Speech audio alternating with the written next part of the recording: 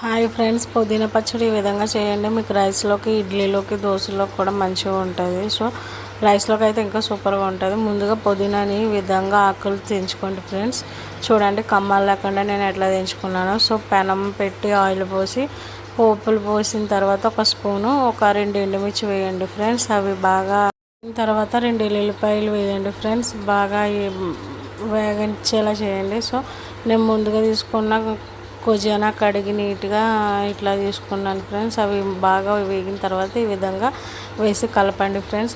నా వీడియోస్ నచ్చినట్టయితే ఫాలో చేయండి, లైక్ చేయండి, షేర్ చేయండి ఫ్రెండ్స్. గంట సింబల్ కూడా క్లిక్ చేయండి ప్లీజ్ ఫ్రెండ్స్. మరిన్ని వీడియోలు మీ ముందుకు పెడతాను. సో ఇప్పుడు నేనైతే పల్లీలు నువ్వులు ఈ విధంగా చూడండి ఫ్రెండ్స్, నేను వేపుకొని పెట్టుకున్నాను. సో మీరు కూడా అలాగే వేపుకోండి.